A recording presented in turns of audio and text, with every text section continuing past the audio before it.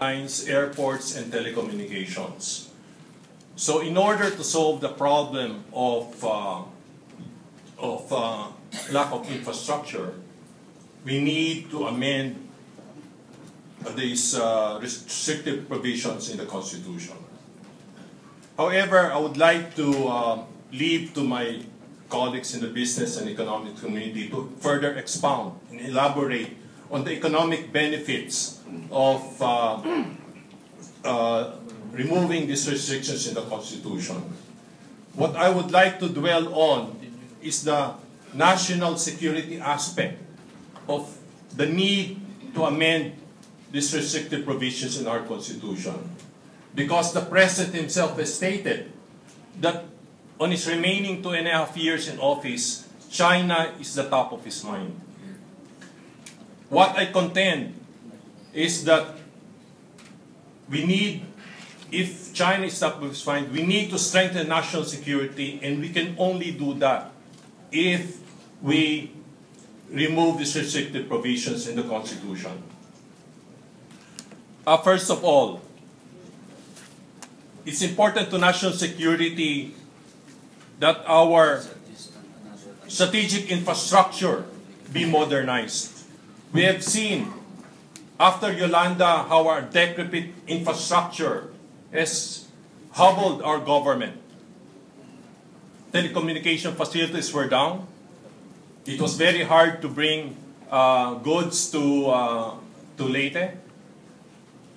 The only way we can modernize our infrastructure is if we allow well-capitalized foreign investors to come in here and help modernize our airports, telecoms, and seaports. Secondly, the President has asked that the United States and allies, help us in our dispute with China. But if their investments in the country remain paltry, what is their economic interest to help us? If their investments in the country become bigger, the more they will be inclined to help us, to ensure that there's freedom of navigation and that there will be the territorial integrity and the maritime sovereignty of the Philippines be upheld, because they have an economic interest to ensure our territorial integrity.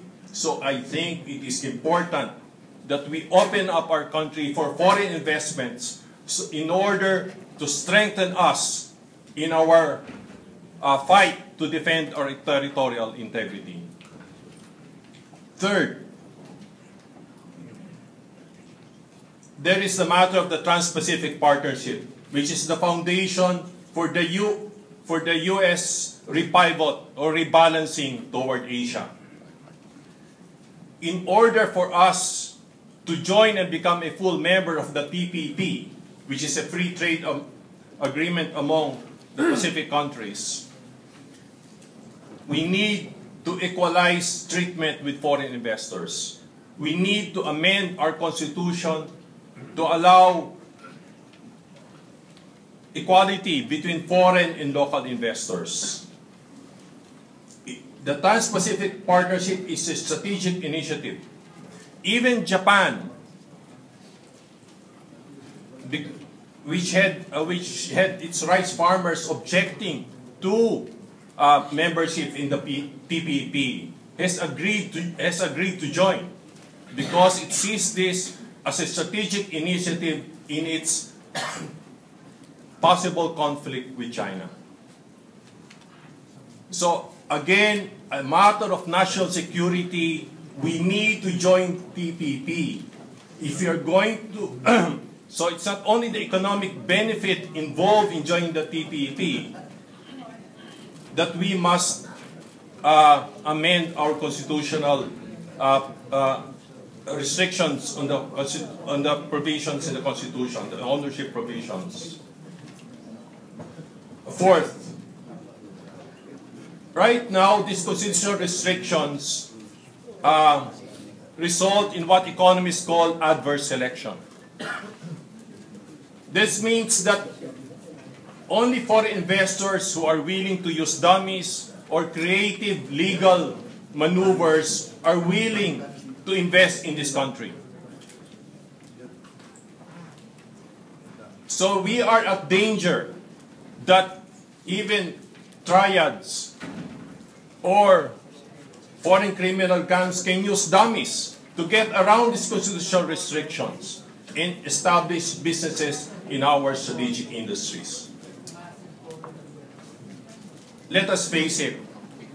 For example, in the area of telecoms, Indonesian capital is really behind PLDT, and Singaporean capital is behind Globe Telecom.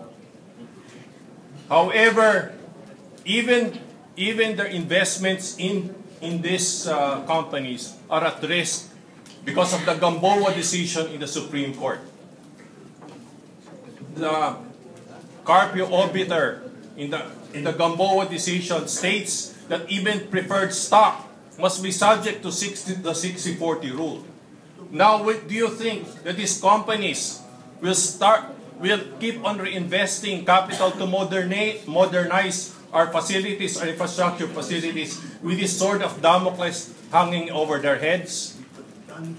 I think it's very important that we make everything transparent and attract world-class companies to come to the Philippines and do business, especially in public utilities and other strategic industries.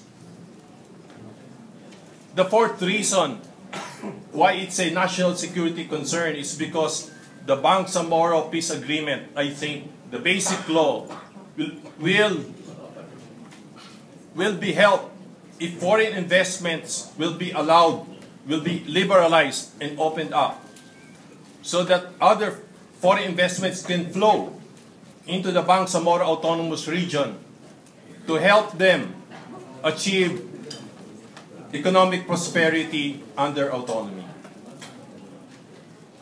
So these are the reasons, I think, why we should amend the restrictive provisions in our Constitution. It answers the President's concern about our national security. That's all. Thank you very much. Thank you, Mr. Chikiamco.